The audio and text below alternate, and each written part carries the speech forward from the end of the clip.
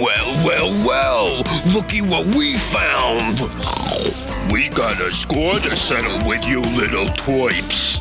Hey there, cartoon connoisseurs.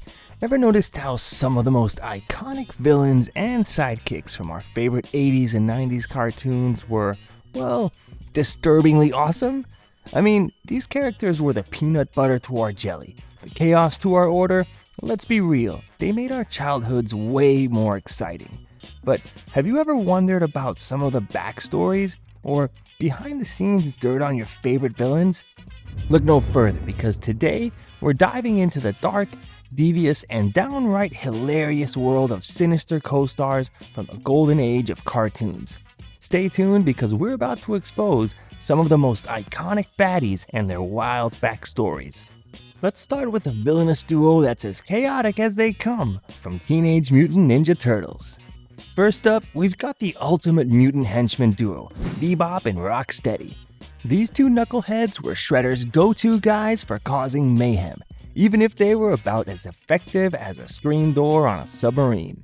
Bebop the Warthog was voiced by the legendary Greg Berg, while Rocksteady, the Rhino, was brought to life by none other than Cam Clarke.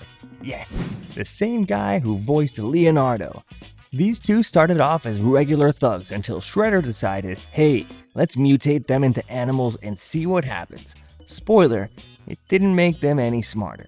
I need two of you for an experiment. Forget it. It will give you strength and powers undreamed of.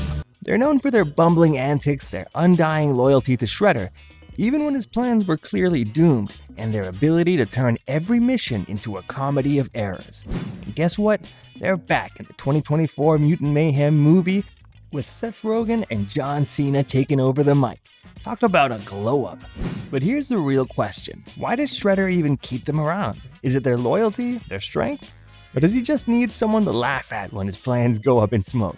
Let me know in the comments what you think. Next up, a beautiful but dangerous group of troublemakers who made Jem and the Holograms' life a living hell. If Bebop and Rocksteady are the kings of chaos, then the Misfits are the queens of catfights. These bad girls were the ultimate rivals to Jem and the Holograms, and they brought the drama every single episode. Led by the one and only Pizzazz, voiced by the late great Patricia Elise Albrecht. The Misfits were all about revenge, sabotage, and making sure Jem's life was as difficult as possible. Pizzazz was the epitome of spoiled brat energy, with a voice that could shatter glass and an ego bigger than her green hair. Then there's Roxy, the street-smart guitarist who's as cruel as she is determined, and Stormer, the youngest misfit with a surprisingly big heart. And let's not forget Jetta, the saxophone-playing pathological liar who claimed to be the besties with British royalty. The Misfits weren't just a band, they were a movement, but you've got to admit, their songs were absolute bops.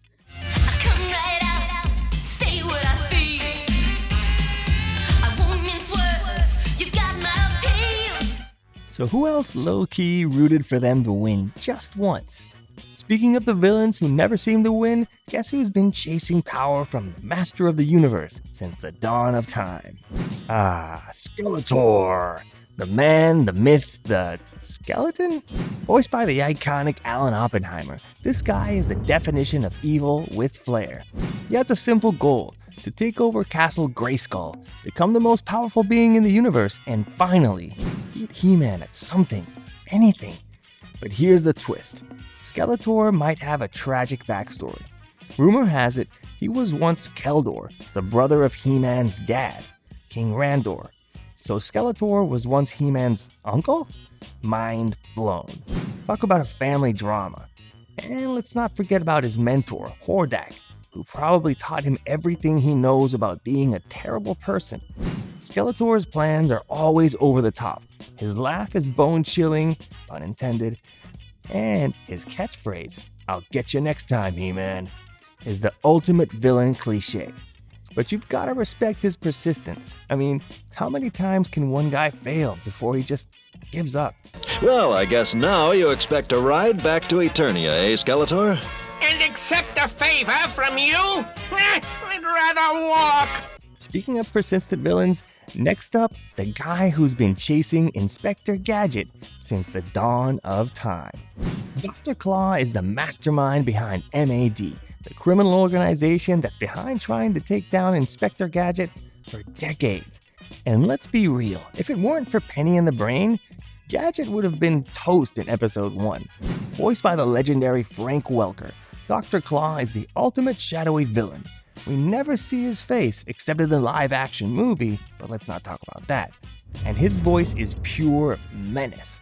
He's got a black and red clawmobile that can turn into anything, a creepy cat sidekick, and a catchphrase that's etched into our brains. I'll get you next time, Gadget. I guess he stole that one from Skeletor. What do you guys think? But here's the kicker. Dr. Claw is way more smarter than Gadget, like astronomically smarter. So why does he keep failing? Is it bad luck, or is Gadget's sheer incompetence somehow genius? My plan is working perfectly. Yes, Dr. Claw, an innocent person for each robbery. A brilliant idea. Coming up, a villain who's as greedy as he is iconic. Here's a hint. He's from Springfield. You guessed it.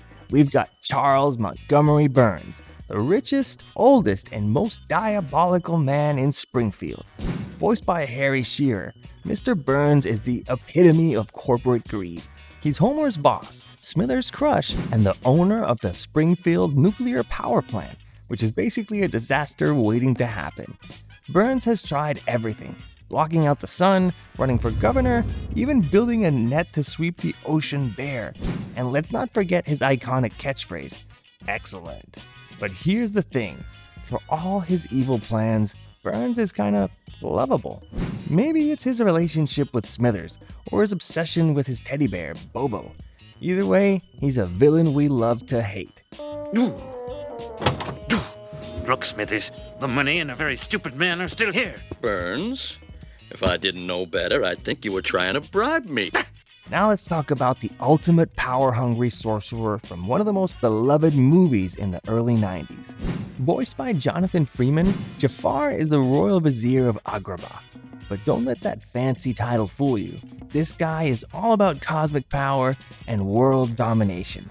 Jafar's got a snake staff, a killer disguise game, and a thirst for the magic lamp that's borderline obsessive. And when he finally gets his hands on it, he wishes to become the most powerful sorcerer in the world. Spoiler, it doesn't end well for him. But here's the kicker. Jafar's not just a villain, he's a Disney villain. That means that he's got style, flair, and a dry sense of humor that makes him impossible to forget. Plus, who else can pull off that goatee? Genie, my second wish. I wish to be the most powerful sorcerer in the world! Next up, we have the Smurfs' worst nightmare. Who can forget about Gargamel? Voiced by Paul Winchell, this conniving wizard is driven by a desire for riches, power, and a bottomless thirst to capture Smurfs.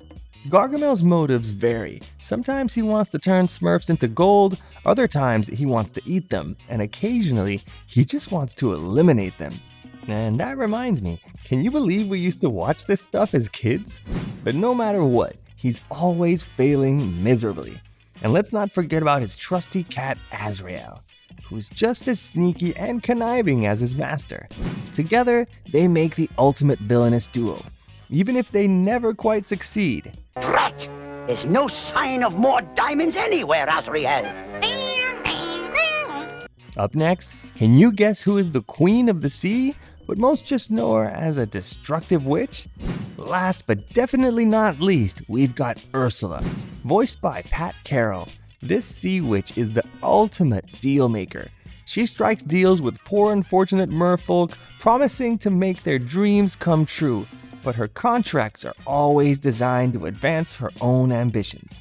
Ursula's got style, flair, and a voice that's pure magic. And let's not forget her iconic song, Poor Unfortunate Souls, which is basically the villain anthem of the 90s.